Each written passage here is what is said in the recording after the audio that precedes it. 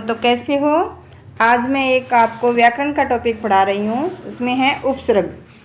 उपसर्ग की परिभाषा देखते हैं। उपसर्ग एक शब्दांश मात्र होता है, अर्थात ऐसे शब्दांश जो किसी धातु से पूर्व प्रारंभ यानी पहले जुड़कर नए शब्द की रचना करते हैं एवं मूल शब्द के अर्थ में परिवर्तन कर देते हैं, उन्हें क्या कहते हैं?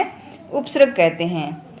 जैसे शब्दांश या उपसर्ग धातु प्लस धातु, शब्द या धातु, नया शब्द बनेगा, नया अर्थ नीचे है। जैसे वी है, वी प्लस धान, धान माने अनाज होता है तो विधान, विधान का अर्थ ही नया अर्थ बन गया है कानून।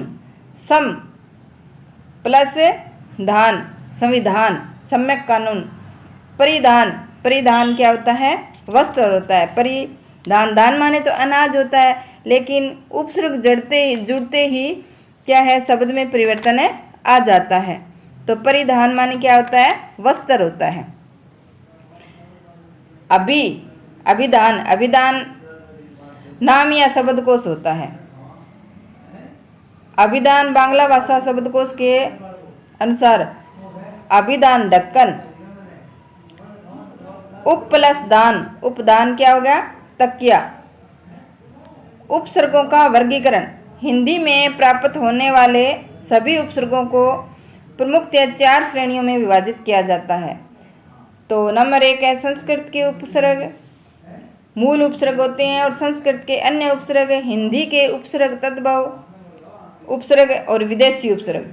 तो संस्कृत के मूल उपसर्ग, ऐसे उपसर्ग जिनकी रचना संस्कृत भाषा में सबसे पहले की गई थी, वे संस्कृत के मूल उपसर्ग कहलाते हैं। इनकी कुल संख्या कितनी है? 22 मानी जाती है।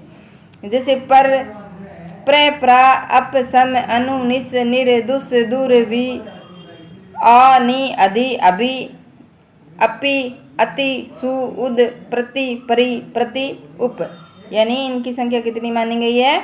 22 मानी गई है। तो अब हम प्र से बनने वाले शब्द है वो देखो। तो प्र का प्रयोग, प्रचार, प्रकार,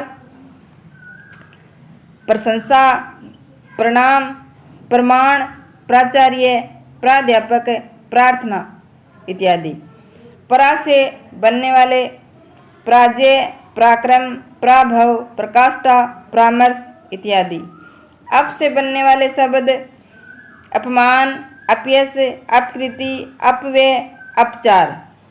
सम से बनने वाले सम्मान, समान, समादर, समाचार,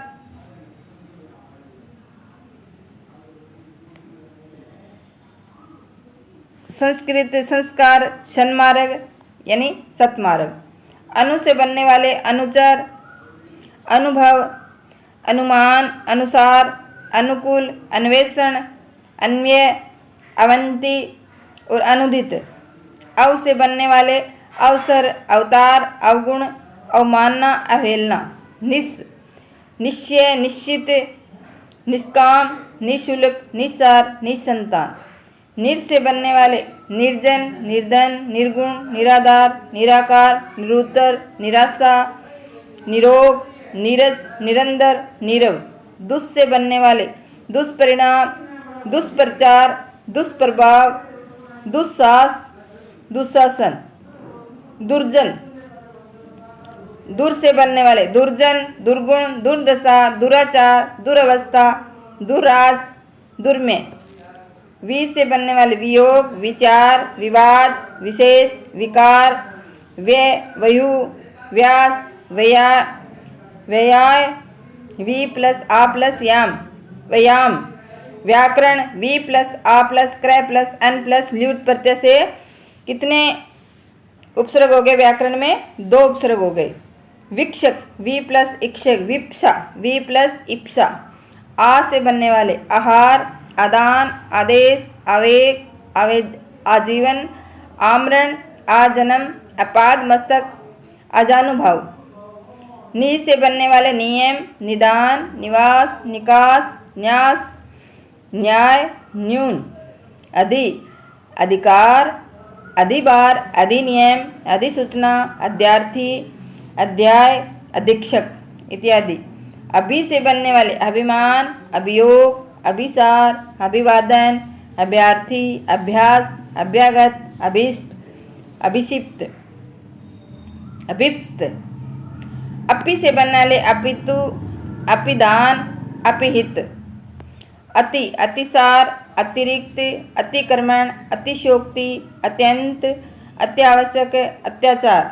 सु से बनने वाले सुपुत्र, सुमारक, सुविचार, सुशील, स्वागत, स्वलप, स्वच्छ, सुक्ति। उद, उद्भव, उद्गार, उद्घाटन, उद्योग, उद्यम, उदान, उच्चारण, उज्ज्वल, उन्नति, उन्माद, उल्लेख, उल्लास। प्रति, प्रतिदिन, प्रतिवर्ष, प्रतिशब्द, प्रतिकार, प्रतिपल, प्रतिज्ञा, प्रत्येक, प्रत्याशा, प्रत्यारोप, प्रत्युरूप, प्रत्युत्तर, प्रतीक्षा। परि, परिवार, परिजन, परिशिष्ट, परिवेश, पर्यावरण, पर्याप्त, पर्यंक, परीक्षा। और परीक्षा एक क्या होता है? कीचड़। और एक परीक्षा का अर्थ इम्तिहान। उप, उपवन, उपकार, उपदेश, उपनाम, उपयोग, उपराष्ट्रपति, उपाध्यक्ष। अब संस्कृत के कुछ अन्य उपसर्ग देखते हैं। संस्कृत के ये 22 उपसर्ग तो महत्वपूर्ण है ही। अन्य उपसर्ग देखते हैं तो संस्कृत में कुछ शब्दांश ऐसे ही प्राप्त होते हैं जो मूलतः उपसर्ग तो नहीं है परंतु उपसर्गों की तरह कार्य करते हैं, जिससे शब्दांशों को संस्कृत के अन्य उपसर्ग की श्रेणी में प्रयुक्त किया जाता है। यथा सत, सत्कार, सत्संगति, सदाचार, सदुपयोग, सच्चरित्र, सज्जन, सच्चिदानंद। तद, तद्भव, तत्सम, तत्काल, तत्पर, तल्लीन, तन्मय, तन्मात्रा। अध्यय, अधोहस्ताक्षर, अधोगति, अधोलिखित, अध्यपतन। एक व्यंजन मूल शब्द शुरू हो तो ए जोड़ते हैं, यानी मूल शब्द से जो शुरू होते हैं उसमें ए जोड़ते हैं, जैसे अशुभ, अज्ञान, अहित, अविवेक, नश्वर। अब अनुपयोगी, अनुपजाऊ, अनेक, अनादि, अनंत, अनीश्वर, अनिर्त, अनशन। पर, परहित, परतंत्र, पराधीन, प्राश्रित, परोपकार। स्वतंत्र, स्वदेश, स्वाध्याय, स्वार्थ, स्वावलंबन, स्वाभिमान। सहचर, सहयोग, सहकर्मी, सहपाठी, सहोदर। सहित, सशरत, सहपरिवार, सहमान, सहसम्मान। नास्तिक, नगण्य, नग, नपुंसक। आत्मज्ञान, आत्मपरिचय, आत्मालोकन, आत्मघड़ी, आत्महत्या। इतिश्री, इतिहास इत्यादि। प्रागैतिहासिक, प्राक्कलन, प्रांगमुख। अंतरराष्ट्रीय, अंतर्जातीय, अंतर्गत, अंतरात्मा, अंत्यसाक्ष्य। एक अंतर का मतलब बाहर होता है, अंतर्राष्ट्रीय, अंतर्राज्य। प्रातर, प्रातःकाल, प्रातःस्मरणीय, प्रातःवंदना। पुनर्जन्म, पुनर्निर्माण, पुनरावलोकन। प्रादुर्भाव, प्रादुर्भूति। आविष्कार, आविष्कृत। तिरस्कार, तिरस्कृत, तिरोभाव। पुरस्कार, पुरस्कृत। हिंदी के उपसर्ग। अब कुछ संस्कृत के अन्य उपसर्ग थे, अब कुछ हिंदी के अन्य उपसर्ग हैं। ऐसे उपसर्ग जो हिंदी के तद्भव या देश शब्दों के साथ जोड़े जाते हैं वे इस श्रेणी के उपसर्गों में शामिल किए जाते हैं। जैसे दू में क्या आएगा? दुगुना, दुपहिया, दोपहरी, दुनाली, दुपट्टा, दोबारा। ती का तिगुना, तिपहिया, तिहाई, तिरहा, तिरंगा, तिकोना, तिबारा।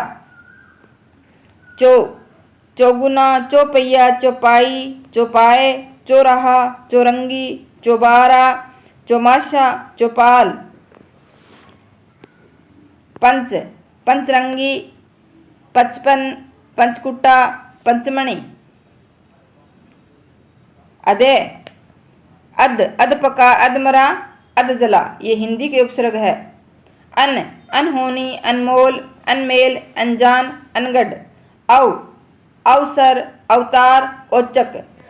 चीर, चिरकाल, चिर परिचित, चिरस्थायी, चिराग। नाना, नानाविध, नाना प्रकार, नाना भांति। सम, समतल, समकोण, समकक्ष, समकालीन। विदेशी उपसर्ग है कुछ, देखो ऐसे उपसर्ग जो विदेशी भाषा के साथ शब्दों के साथ जोड़े जाते हैं वे इस श्रेणी के उपसर्गों में शामिल किए जाते हैं। जैसे बे, बे का मतलब होता है रहित, बेईमान, बेइज्जत, बेकार, बेशरम, बेवफा। बा, बामन साहित्य, बाइज्जत, बाकायदा, बाअदब। ला, लाइलाज, लाजवाब, लापता, लावारिस। खुश, खुशकिस्मत, खुश मिजाज, खुशहाल, खुशबू। बद, बदकिस्मत, बदमिजाज, बदहाल, बदबू। नेक, नेक दिल, नेकियत, नेक राह, नेक रंसान। नेक, नेक राह, नेक रंसान। सर, सरताज, सरपंच, सरहद, सरकार, सरदार। हम सफर, हमदर्द, हमराई, हमजोली, हमराज। Vice, vice principal, vice president, vice chancellor. Sub, sub inspector, sub division, sub मेरी। Tele, telephone, television, telegram, telescope. निष्ठा। अब देखते हैं कुछ क्वेश्चन, देखते हैं कि निष्ठा शब्द में उपसर्ग है तो कौन सा है, नि उपसर्ग है इसमें। प्रश्न नंबर 2, किस विकल्प में मूल उपसर्ग का प्रयोग हुआ है। परतंत्र, अनकही, अनर्थ। सु में हुआ है सुक्ति। उपसर्ग है ओदक, ओपाल, ओतार, कुलीन, तो कौन सा है, अवतार। अन उपसर्ग, अनजान, अन्वय, अनेक, तो अन में किसे, अन प्लस एक। तो इस प्रकार से ये उपसर्ग हमने किए हैं, तो आप इनको अच्छी तरह से पढ़ लेना और याद